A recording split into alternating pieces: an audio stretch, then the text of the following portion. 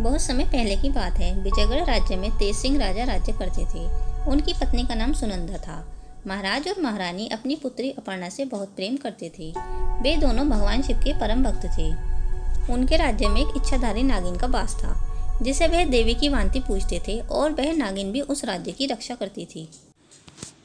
एक दिन महाराज तेज सिंह के पास उनके पड़ोसी राज्य से एक संदेश आया। महारानी सुनंदा, हमारे मित्र वीरसेन ने संदेश भिजवाया है कि उनके राज्य पर किसी ने आक्रमण कर दिया है। हमें उनकी सहायता के लिए वहां जाना होगा। अपना और राजकुमारी का ध्यान रखिएगा। हम कार्य पूर्ण होते ही शीघ्र लौट आएंगे। महाराज, आप अपना भी ध्यान रखिएगा। हम आपकी सफलता के लिए ईश्वर से प्रार्थना करेंगे। राजा तेज सिंह अपने मित्र की सहायता के लिए अपने राज्य से प्रस्थान कर जाते हैं। एक दिन महारानी सुनंदा राजमहल के बगीचे में टहल रही थी कि अचानक से वह गायब हो गई। थोड़ी देर के पश्चात महारानी ने स्वयं को एक खंडर में पाया। उन्हें यह समझ नहीं आ रहा था कि वह यहाँ कैसे आ पहुँची। उन्होंने आश्चर्यचकित होकर चारों तरफ देखा। तभी एक चुड़ैल उनके सामने आकर खड़ी हो जाती है।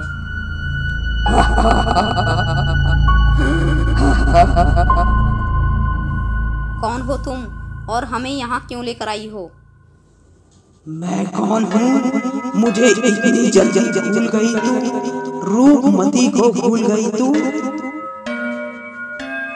पर रूपमती तुम तो...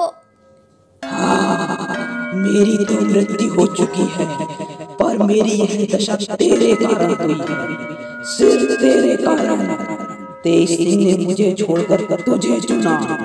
पर अब तू वापस राजमहल नहीं जाएगी, बल्कि इस आईने में कैद रहेगी और तेरे स्थान पर मैं सुनंदा बनकर जाऊंगी। नहीं नहीं, ऐसा मत करो। चुड़ैल सुनंदा को आईने में कैद कर स्वयं सुनंदा बनकर महल में प्रवेश कर जाती है।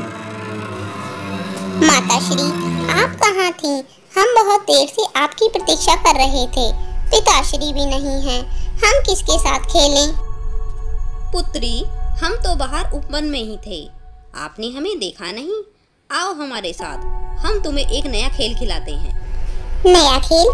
कौन सा नया खेल माताश्री? सुनंदा के रूप में चुड़ैल राजकुमारी को उपवन में ले जाकर एक मूंग चिड़िया बना देती है और उसे महल से बहुत दूर एक घने जंगल में छोड़ आती है। माता और पुत्री दोनों को उनकी सही जगह पर पहुंचा दिया और अब मैं पहुंचती हूँ अपनी जगह। अगले ही दिन महाराज तेज सिंह महल में प्रवेश करते हैं और अपनी पुत्री अपर्णा के विषय में सुनंदा से पूछते हैं। इस पर सुनंदा के रूप में चुड़ैल उन्हें बताती है कि राजकुमारी अपनी ननिहाल गई हैं। एक दिन महाराज तेज सिंह सुनंदा के रूप में चुड़ैल के साथ नागदेवी के दर्शन करने जाते हैं। नागदेवी सुनंदा के रूप में चुड़ैल को देखकर सारी सच्चाई का पता लगा लेती है। अरे, यह तो रूपमती चुड़ैल है। महारानी तो इसी राज्य में है, लेकिन राजकुमारी चिड़िया के रूप में यहाँ से बहुत दूरी पर है। कहीं राजकुमारी किसी संकट में ना हो। मुझे उन्हें ढूंढना होगा। नागदेवी राजकुमारी को ढूंढने निकल जाती है। वहीं दूसरी तरफ घने जंगल में कुछ पक्षी चिड़िया बनी राजकुमारी से कहते हैं, बहन, तुम्हें पहले कभी नहीं देखा। तुम यहाँ नई आई हो। नन्ही चिड़िया कुछ ना बोली और आंसू बहाने लगी। तभी वहाँ पर एक शिकारी आ जाता है। शिकारी को देखकर सारे पक्षी उड़ जाते हैं, पर बेचारी नन्ही चिड़िया शिकारी के हाथ लग जाती है। नागदेवी राजकुमारी को ढूंढती हुई वहाँ आ जाती है और शिकारी को सबक सिखाकर चिड़िया को ले जाती है। तुम चिंता मत करो राजकुमारी, अब हम शीघ्र ही विजयगढ़ पहुँच जाएंगे। उधर विजयगढ़ में महाराज तेज सिंह को पता चल जाता है कि राजकुमारी अपर्णा ननिहाल में नहीं है। वे महारानी सुनंदा से पूछते हैं, महारानी सुनंदा, आपने हमसे असत्य क्यों कहा कि राजकुमारी अपनी ननिहाल में है? वह अगर वहाँ नहीं है तो और कहाँ है? कहीं आप हमसे कुछ छिपा तो नहीं रही हैं? महाराज, राजकुमारी वहीं पर हैं, पर आपको ऐसा क्यों लगता है कि हम आपसे कुछ छिपा रहे हैं? हम भला आपसे असत्य क्यों बोलेंगे? महारानी, यह पत्र देख रही हो? यह आपके पिताश्री के यहाँ से आया है। इसमें साफ साफ लिखा हुआ है कि राजकुमारी अपर्णा वहाँ नहीं है। महारानी, हमारे क्रोध को निमंत्रण मत दो और हमें शीघ्र ही बताओ कि राजकुमारी कहाँ है। तभी वहाँ पर नागदेवी आ जाती हैं। महाराज, यह महारानी सुनंदा नहीं है, बल्कि उनके रूप में रूपमती चुड़ैल है। रूपमती?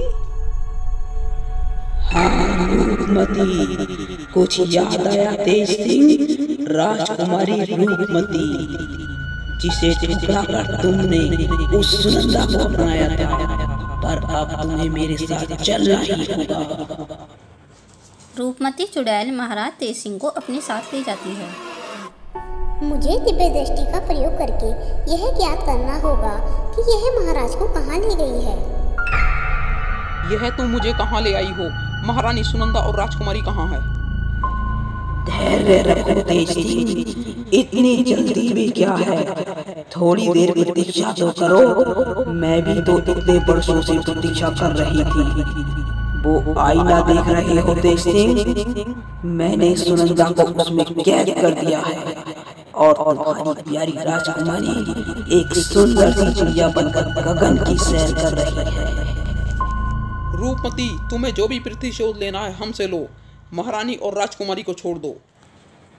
छोड़ दूंगी, पर तुम्हें मेरे साथ मेरी दुनिया में चलना होगा। तैयार हो तेज सिंह, मेरे साथ चलो। हमें छोड़ दो रूपमती, तुम यह क्यों कर रही हो? ठहरो रूपमती, तुम अपने उद्देश्य में कभी सफल नहीं होगी। तुम महाराज तेज सिंह को कहीं नहीं ले जा सकती, और तुम यह सब क्यों कर रही हो? नागिन, तू यहाँ भी आ गई मेरे कार्य में हस्तक्षेप करने। तू सुनना चाहती है कि मैं यह सब क्यों कर रही हूँ? तो सुन। रूप में, सुंदरता में यह सुंदरता मेरे सामने कुछ भी नहीं थी। मैं एक विशाल साम्राज्य की राजकुमारी थी, परंतु तेज सिंह ने मुझे छोड़कर साधारण सी दिखने वाली एक सेनापति की पुत्री इस सुनंदा से विवाह किया। मैंने स्वयं को बहुत अपमानित अनुभव किया और निर्णय किया कि कभी न कभी मैं प्रतिशोध अवश्य लूंगी। प्रतिशोध की इसी भावना के साथ मैंने आत्मदाह कर लिया। रूपमती, सुंदर और धनवान होने के अतिरिक्त अन्य कोई और भी गुण था तुम्हारे अंदर? तुम अत्यंत अभिमानी, स्वार्थी और निर्दयी प्रकृति की स्त्री थी। दया, करुणा, विनम्रता, मानवता, यह सब गुण थे सुनंदा में, इसलिए मैंने उससे विवाह किया। सुनंदा, सुनंदा, सुनंदा, पहले मैं इस सुनंदा को ही समाप्त करती हूँ, फिर न रहेगा बांस और न ही बजेगी बांसुरी। रुको रूपमती, यह तुम क्या करने जा रही हो? तुम्हें पहले मेरा सामना करना होगा। नागिन, तू बार बार मेरे मार्ग की बाधा बनने क्यों आ जाती है? पहले मैं तुझे ही अपने मार्ग से हटाती हूँ। नागदेवी और रूपमती चुड़ैल में भयंकर युद्ध शुरू हो गया। दोनों तरफ से वार पे वार होने लगे।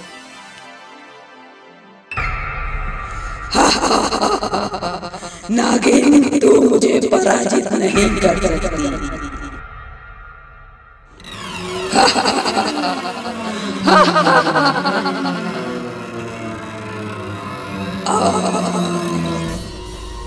उस समय के पश्चात रूपमती चुड़ैल पराजित हो जाती है और झुंझलाकर आईने की ओर बढ़ती है।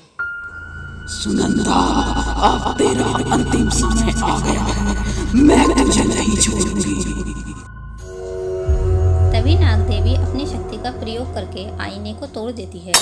आईने के टूटते ही महारानी सुनंदा मुक्त हो जाती है और राजकुमारी अपर्णा अपने वास्तविक रूप में आ जाती है। ये तूने किया नागिन। नागदेवी अपनी शक्ति का प्रयोग कर रूपमती के अंदर की सारी बुराइयों को जला देती है, जिससे रूपमती अपने वास्तविक रूप में आ जाती है। नागदेवी, हमने आपके साथ बहुत ही अशिष्ट व्यवहार किया। हमने प्रतिशोध की भावना में बहुत ही निंदनीय कार्य किया है। हम क्षमा के योग्य तो नहीं हैं, लेकिन हम आपसे क्षमा मांगते हैं। कृपया हमें क्षमा कर दीजिएगा, जिससे हमारी आत्मा को मुक्ति मिल जाए। रूपमती, जो मनुष्य प्रतिशोध की भावना से किसी कार्य को करता है, वह स्वयं को ही हानि पहुंचाता है। तुमने अभिमान और प्रतिशोध के कारण अपने अनमोल जीवन को समाप्त कर लिया। रूपमती, तुम्हारी आंखों में पश्चाताप के आंसू हैं, इसलिए मैं तुम्हें क्षमा करती हूँ। रूपमती ने महाराज तेज सिंह और महारानी सुनंदा से क्षमा मांगी। दोनों ने उसे क्षमा कर दिया। इसके बाद रूपमती को मुक्ति मिल गई। नागदेवी, आपने हमारे परिवार की रक्षा करके हम पर बहुत बड़ा उपकार किया है। हम सदैव आपके ऋणी रहेंगे। हे नाग देवी, अपनी कृपा दृष्टि इसी तरह हमारे राज्य पर भी बनाए रखिएगा। Please like, share and subscribe.